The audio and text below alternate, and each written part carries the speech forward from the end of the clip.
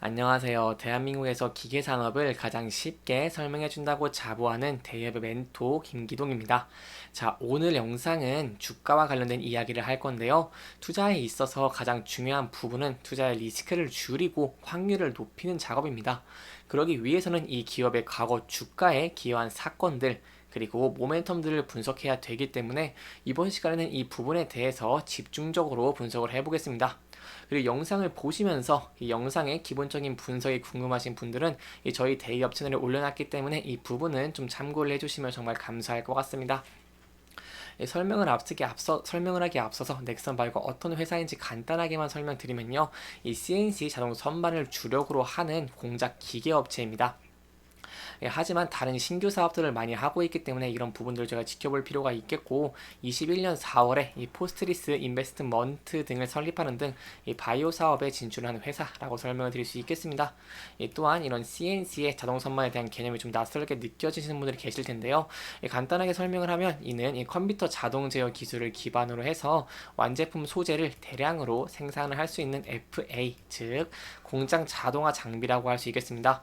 이는 자동차나 아니면 선박 엔진, 그리고 의료용 기기, 임플란트, 이런 전자 부품류에 사용될 수 있는 부분이라고 이해를 하시면 좋을 것 같습니다. 일단 이 넥스턴 바이오 같은 경우에는 실적이 나왔기 때문에 실적에 대해서 간단하게 설명을 드리고 그 이후에 주가의 모멘텀을 좀 분석을 해보도록 하겠습니다. 실적 같은 측면을 본다고 하시면 매출액은 412억 원을 기록을 하면서 전년 대비 40.31%큰 폭으로 성장을 한 모습을 보여줬고요. 영업이익과 당리순이익 또한 이렇게 12억 원 그리고 125억 원을 기록을 하면서 흑자전을 하면서 좋은 실적을 기록을 한 모습을 보여줬습니다. 이렇게 좀 좋은 실적을 보여준 이유는 이 수출 매출이 좀 증가를 했고요. 이 생산성이 향상이 되다 보니까 이로 인해서 원가 개선으로 인해 영업이익이 좀 증가한 모습을 보여줬다라고 설명하겠습니다. 이제 여기까지 실적에 대한 부분 간단하게 살펴보았으니 이 과거 주가의 모멘텀을 좀 살펴보도록 하겠습니다.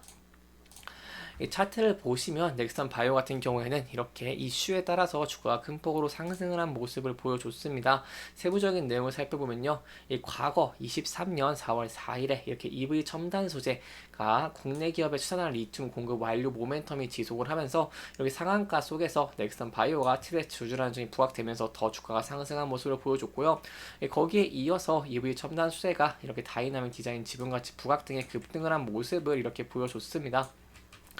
급등을 하다가 이렇게 21만 7,540조의 추가 상장, 이 CB 전환으로 하면서 이렇게 좀 주가가 급락을 한 모습을 보여줬습니다. 아무래도 이렇게 CB를 발행을 한다는 것은요, 추가 상장을 한다는 것은 이 기업의 주식의 가치를 떨어뜨리는 것이기 때문에 이런 주가 좀 악재라고 할 수 있겠죠.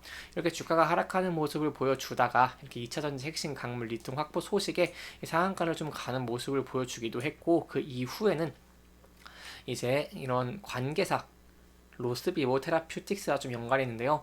이 노보노 디스크가 이 비만 치료제의 위고비, 심한간 제한 효과 소식 속에서 관계사인 이 로스비보 테라퓨틱스가 노보노 디스크와 협업 이렇게 부각되면서 주가가 상승을 한 모습을 이렇게 보여줬습니다. 이렇게 8월 8일 그리고 9일에 좀 그런 모습을 보여줬고요. 그 이후에 이 넥스턴 바이오 같은 경우에는 유럽 시총 1위 노보디스크의 생산시설 5조 원 투자 소식에 이 로스비보 테라퓨틱스 노보디스크와 노보노디스크와 협력 이력이 좀 부각되면서 급등을 한 모습을 보여줬습니다. 여기에 대한 내용들을 저희가 한 번 더 짚어보면 관계사 이런 로스비보 테라퓨틱스 그리고 자회사 EV 첨단 수제와 관련된 이슈로 주가가 많이 상승한 모습을 보여줬기 때문에 저희가 앞으로도 이 부분을 집중적으로 보는 것이 중요하다고 할 수 있겠고요. 최근에 좀 급등을 한 이런 노보노 디스크 여기에 대한 관련된 내용을 제가 간단하게만 설명을 드리면 이런 노보노 디스크 같은 경우에 유럽 기업 중에 시가총액 1위 기업에 오르면서 덴마크의 경제까지 좌지우지하는 기업으로 좀 급성장한 기업입니다. 이 문제 같은 경우는 바로 이 공급으로 이 주요 당뇨 비만 치료제가 모두 급증하는 수요를 공급이 따라잡지 좀 못하고 있는 상황입니다. 이러한 한편에서 넥스텐 바이오의 자회사 로스트비버 테라퓨틱스가 노보노 디스크와 당뇨병 치료제 공동 개발 그리고 이런 기술 출출을 위한 기밀 유지 협약 바로 CDA입니다. 이 CDA를 좀 체결했다고 밝힌 바 있고요.